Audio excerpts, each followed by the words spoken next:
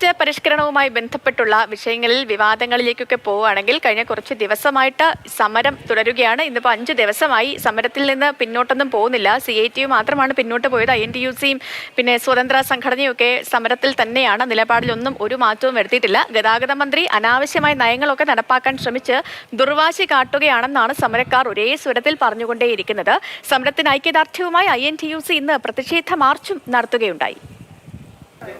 Driving test പരിഷ്കാരങ്ങൾക്കെതിരായ സമരം 5ാം ദിവസവും തുടരുകയാണ്. അതായത് 5 ദിവസങ്ങളായി തിരുവനന്തപുരം മുട്ടത്തറയിലെ ഈ ഗ്രൗണ്ടിൽ ഡ്രൈവിംഗ് ടെസ്റ്റ് നടക്കുന്നില്ല എന്നുള്ളതാണ് ഏറ്റവും പ്രധാനപ്പെട്ട കാര്യം. ഈ നിലവിൽ പ്രഖ്യാപിച്ചിട്ടുള്ള പരിഷ്കാരങ്ങൾ മുഴുവനും പിൻവലിക്കുക എന്നുള്ളതാണ് സമരക്കാരുടെ ആവശ്യം. ജനങ്ങൾക്ക് ടെസ്റ്റ് സ്ലോട്ട് ഇല്ലാത്തത് കൊണ്ടാണ് സമരം. 120 സ്ലോട്ട് കിട്ടിക്കൊണ്ടിരുന്ന 180 സ്ലോട്ട് കിട്ടിക്കൊണ്ടിരുന്ന ഈ മുട്ടത്തറ ടെസ്റ്റ് ഗ്രൗണ്ടിൽ ഇപ്പോൾ ആകെ സ്ലോട്ട് കിട്ടുന്ന 40 പേർക്കാണ്. അത് ആൾക്കാരുടെ പ്രശ്നം, ഡ്രൈവിംഗ് സ്കൂളുകാർക്കാണ്.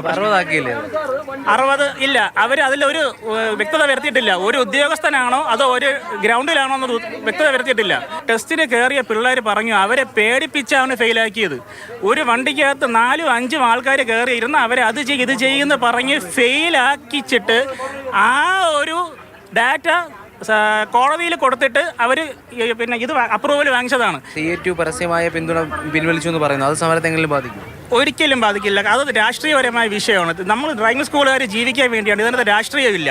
ഒരു നേരത്തെ ആറിന് വേണ്ടി ഓടും പോലെ ഞങ്ങൾ ഓടിക്കൊണ്ടിരിക്കുന്നത്. ആ ഞങ്ങളുടെ ഇടയിലേക്കാണ് ഈ മന്ത്രി ഇങ്ങനെ വെറുതെ ആവശ്യമില്ലാത്ത ഓരോ നിയമങ്ങൾ കൊണ്ടുത്തിക്കേറ്റുന്നത്. ഇപ്പം ഈ നിയമം വന്നു കഴിഞ്ഞുള്ള പ്രശ്നം എന്ന് വെച്ച് കഴിഞ്ഞാൽ മിനിമം ഒരു 50,000 രൂപയാകും ഒരാൾക്ക് ലൈസൻസ് എടുക്കാനായിട്ട്. ഒരാൾ ലൈസൻസ് എടുക്കാൻ 50,000 രൂപയാകും. മന്ത്രി ഇപ്പോൾ ഉദ്ദേശിക്കുന്നത് എന്താണെന്ന് പറഞ്ഞു കഴിഞ്ഞാൽ നമ്മളെ കൊണ്ട് കഴിയാൻ പറ്റാത്ത ഓരോ കാര്യങ്ങളും നമ്മളെ പുറത്ത് അടിച്ചേൽപ്പിച്ചിട്ട് നമ്മൾ ഇതിൽ നിന്ന് സ്വയം വിട്ടുപോകണം. എന്നിട്ട് അവർക്ക് KSRTCയിലെ ഡ്രൈവിംഗ് സ്കൂളെന്നും പറഞ്ഞ് കുറേ കാശ് വെട്ടിച്ച് അവർക്ക് അങ്ങനെ ജീവിക്കണം. അതിന് വേണ്ടിയിട്ട് മാത്രമാണ് മന്ത്രി ചെയ്യുന്നത്. പക്ഷേ ഇനി എന്ത് വന്നാലും ഇതിനകത്തുള്ള ഒരു കൂട്ട ആത്മഹത്യ ചെയ്തിരുന്നാൽ ഞങ്ങൾ ഇതിന് പിന്മാറില്ല. ശക്തമായി തന്നെയാണ് സമരക്കാർ ഈ സമരത്തെ കാണുന്നത്. അതായത് ഉത്തരവ് പൂർണ്ണമായി പിൻവലിക്കണം. ഇളവുകളൊന്നും അവർക്ക് അംഗീകരിക്കാൻ കഴിയില്ല. ഉത്തരവ് പൂർണ്ണമായി പിൻവലിക്കണം. അത് അവർ പറയുന്ന തരത്തിലേക്ക് എത്തണമെന്ന് തന്നെയാണ് പറയുന്നത്. മന്ത്രിക്കെതിരെ വലിയ വിമർശനങ്ങൾ ഉന്നയിക്കുകയാണ്. നിലവിൽ സർക്കാർ ഒരു തരത്തിലുള്ള ചർച്ചയ്ക്കും അവരെ ക്ഷണിച്ചിട്ടില്ല. അതുകൊണ്ട് തന്നെ സമരം വരും ദിവസങ്ങളിലും കടുത്ത രീതിയിൽ തന്നെ മുന്നോട്ട് പോകും എന്ന് വേണം കരുതാൻ. പ്രേം ശശിക്കൊപ്പം രാഹുൽ ജിനാഥ്, മാതൃഭൂമി ന്യൂസ്, തിരുവനന്തപുരം.